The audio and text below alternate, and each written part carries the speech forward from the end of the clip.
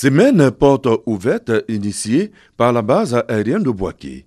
Les responsables de cette base aérienne souhaitent, à travers cette semaine, promouvoir leurs actions dans un cadre hors du commun, resserrer les liens avec la jeunesse, mais surtout faire découvrir à l'ensemble des Bouakéens l'armée de l'air, son histoire, ses appareils et sa mission au service du développement économique et social de la Côte d'Ivoire.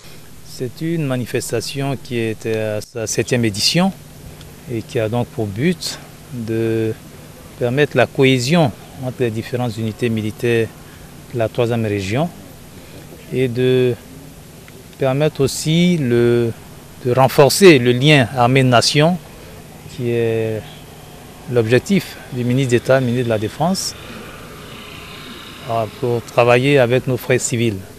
Le chef d'état-major de l'armée de l'air, présent pour la circonstance, se dit satisfait de cette initiative qui s'inscrit dans la volonté de l'état-major général des armées de rapprocher l'institution des populations. Aujourd'hui, il s'agit de remotiver les populations pour passer le concours pour l'armée de l'air. Donc, chaque fois que nous avons une occasion de nous présenter, d'expliquer ce que c'est l'armée de l'air de Côte d'Ivoire, nous ne manquons pas cette occasion pour motiver les jeunes gens, pour avoir plus de personnes qualifiées pour notre armée de l'air. Diverses activités ont meublé cette semaine. Un baptême de l'air de 30 minutes au-dessus de Bouaké. Une frange de la population à bord du Casa C-295, dernier né du fleuron de l'armée ivoirienne.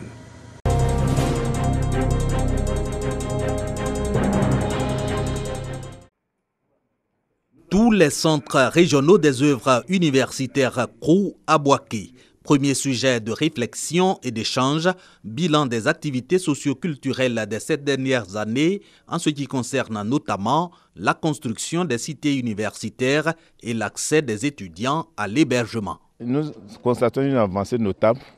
Nonobstant le nombre insuffisant de lits, nous avons au niveau de toute la commune mis en place une gestion transparente. Les fonds sont en cours par le gouvernement pour que les étudiants et nous soyons relativement soulagés. Autre question abordée, le projet pilote d'assurance maladie universelle.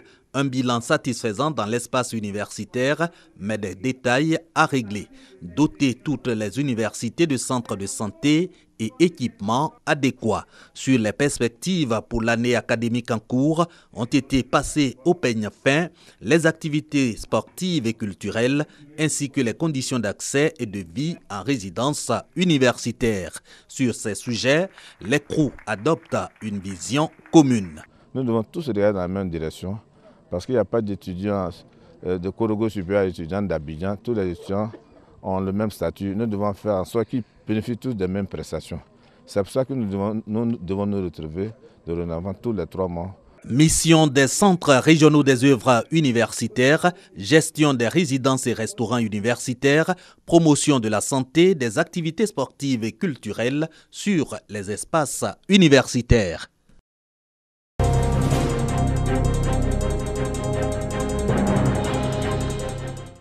Des imprimantes, des ordinateurs, des chaises et des pots de peinture d'une valeur de 5 millions de francs CFA, dont de la FENASFOCI, Fédération nationale des associations et syndicats des reporters photographes et caméramans professionnels du Côte d'Ivoire à la direction régionale de l'éducation nationale de Bouaké 2.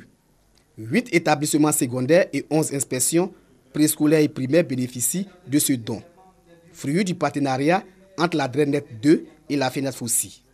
L'action s'inscrit dans le cadre du projet École régionale de l'opération photo et vise à contribuer au rayonnement du système éducatif. Nous avons contribué à l'avancement de l'école ivoirienne. De 2015 à 2018, grâce aux photos tirées dans les établissements par la FENASFOCI, nous avons fait un don à hauteur de plus de 300 millions de francs CFA. Aujourd'hui, les moyens mis par l'État à la disposition des structures sont devenus faibles. Madame le ministre nous demande d'avoir un esprit de manager. Cet esprit consiste à trouver nous-mêmes certaines ressources. Un ouf de soulagement pour les bénéficiaires. Nous avons d'énormes difficultés pour les photocopies. Pour nous, c'est un grand soulagement. Les autorités éducatives et administratives exhortent les bénéficiaires à faire bon usage du matériel reçu. Elles exhortent aussi la DRENET FP de Bouaké 1 à adhérer aux 10 projets. La Fédération nationale des associations et syndicats des reporters, photographes et caméramans professionnels de Côte d'Ivoire existe depuis 2011. Le projet École régionale de l'opération photo a une durée de 3 ans.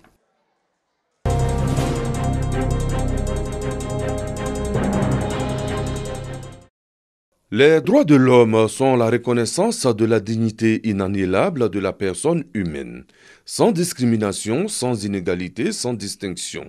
Ce texte résume l'essentiel de la Déclaration universelle des droits de l'homme.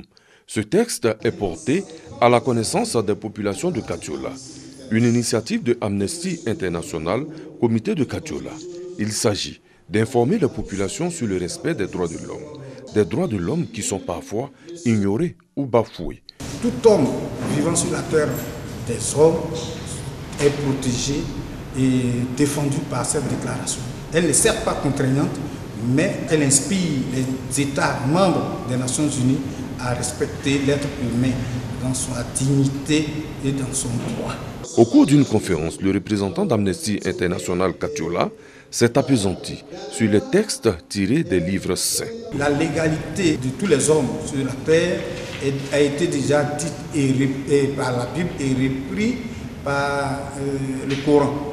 Oui, Dieu dit que nous sommes tous issus d'un être, nous avons une origine commune et nous finirons certainement par mourir et nous avons un destin commun. C'est en 1948 que l'Assemblée générale des Nations unies adopte la Déclaration universelle des droits de l'homme qui représente l'idéal commun à atteindre par tous les peuples et toutes les nations. Cela pour des nations plus équitables et plus justes.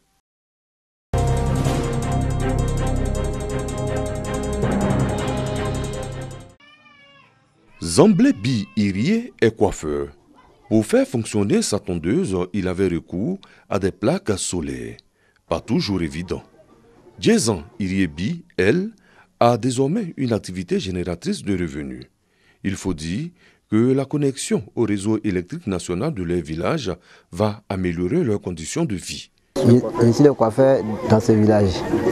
Avant, je coiffais sur énergie. Maintenant, je fais sur courant. Avant, il n'y avait pas de courant, on ne vendait pas l'eau glacée ni rien. Maintenant, on vend tout. On a des frigos, on vend de l'eau glacée. Je dis merci, je gagne un peu d'argent.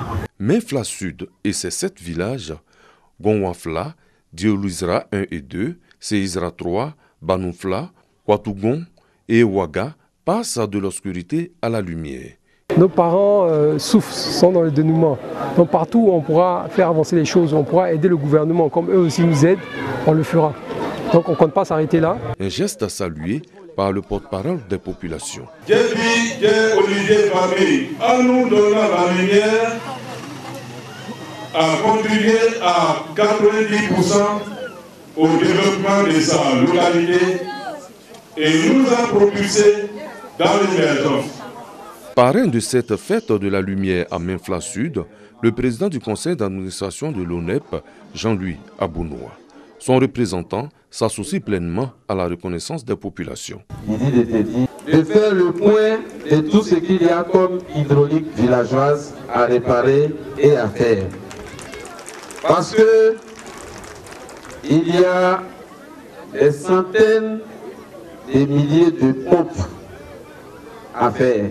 21 villages sont rattachés à la commune de Zionoula. 6 électrifiés par l'État de Côte d'Ivoire, 7 par le maire Djebidje Olivier, restent 8 villages pour lesquels l'espoir va grandissant.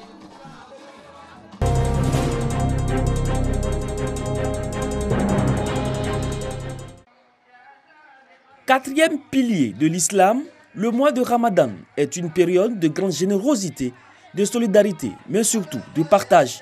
À la faveur de la caravane Solidarité Ramadan initiée par le Premier ministre Amadou Gon Coulibaly, les fidèles musulmans de la ville de Toumoudi ont reçu 10 tonnes de riz, près de 2 tonnes de sucre et 2,5 tonnes de pâtes alimentaires.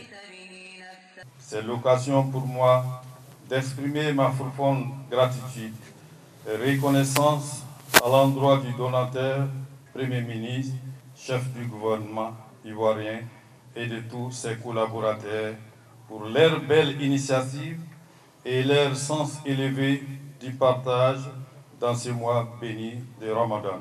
Mokhtar Touré, représentant le Premier ministre, a demandé aux populations de vivre en parfaite harmonie, d'œuvrer main dans la main pour faire régner la paix dans leur localité, afin d'éviter les violences comme celles survenues récemment à Béomi. J'en appelle donc à toutes les communautés musulmanes, chrétiennes, d'autres confessions religieuses, les leaders d'opinion, qu'ils puissent être vigilants et se fréquenter, se connaître, vivre ensemble. Saluant la démarche du chef du gouvernement, les cadres de Toumoudi et le président local du Conseil supérieur des imams ont promis faire bon usage de ces dons et en faire profiter aux personnes qui sont dans le besoin.